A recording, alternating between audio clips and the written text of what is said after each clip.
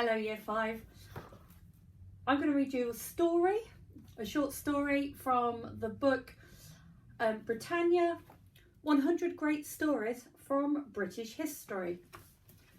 Okay, this story is called Gogmagog and the Exiles of Troy. As the city of Troy burned, the conquering Greeks spilled Trojan blood and laid waste to the marvels of the city. But as well as looting and destroying, they took prisoners, hundreds of prisoners, and carried them back to Greece to work as slaves. Those hundreds became in time thousands, generations of slaves toiling away their days in the villas and the harbours and vineyards of the Greek kings. Gradually, they began to forget their Trojan heritage, the glory which had once been theirs. But not Brutus. Though born a slave and the son of slaves, Brutus felt Trojan nobility boiling in his veins, and by telling the great old stories, he stirred up his fellow slaves to remember too and to rebel. They fought their Greek masters, broke free and ran. That army of freed men would have followed Brutus anywhere, and their lives they had known nothing but work and whip, whip and work. Now they were drunk on liberty and looking for a homeland to call their own.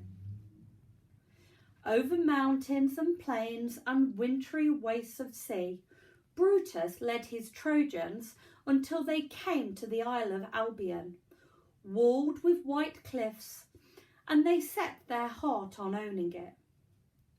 Sailing past the cliffs and keeping offshore of the pebbly southern beaches, Brutus landed his fleet in an inviting river's estuary, saying, "Here I am and here I rest, and this town shall be called Totnes," which I have to admit probably sounded a lot better in his native tongue.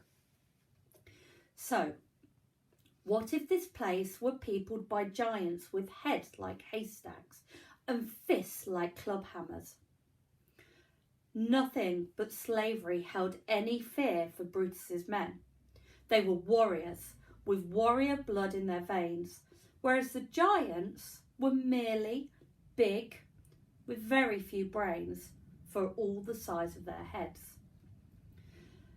By cunning and by military might, the Trojans drove back the giants until, like bees trapped in a bottle, the last and fiercest were congregated all in one narrow part of the island, in Cornwall. Largest and most ferocious of them all was Gogmagog.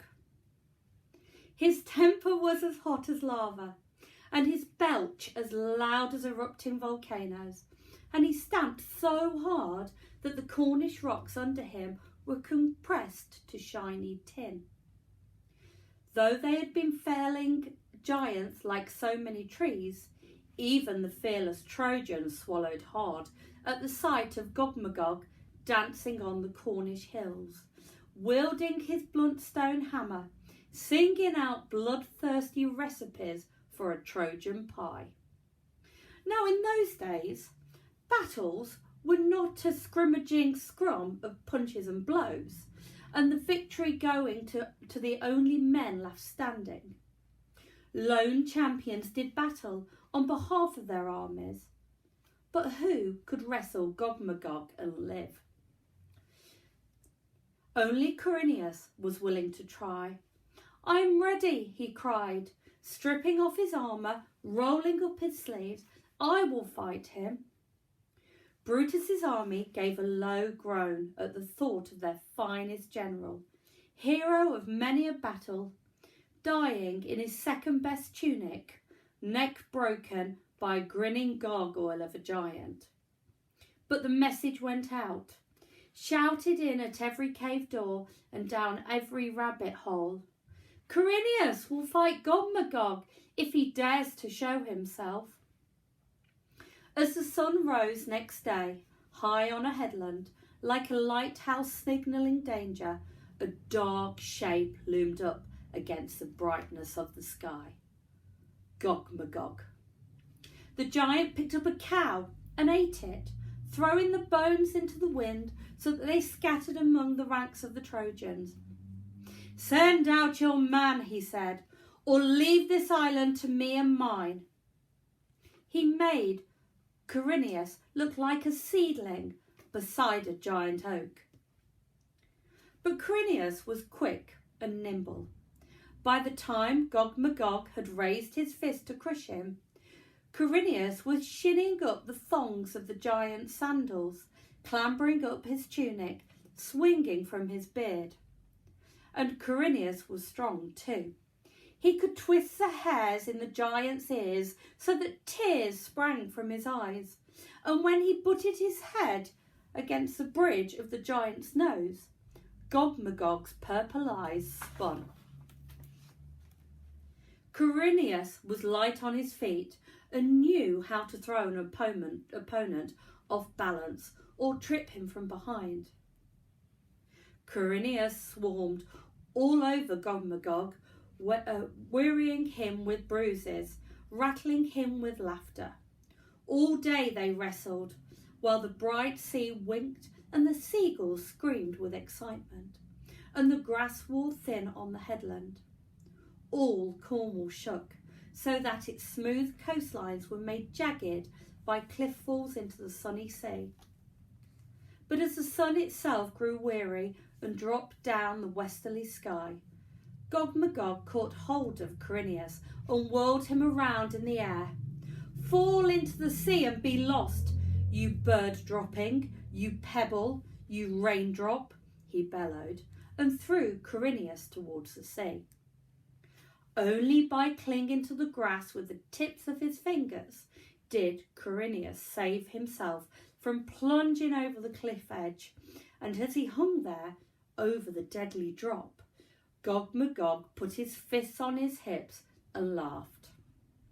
Pausing only to shout a string of curses at the watching Trojans, the giant lifted a foot to stamp on Karenia's fingers.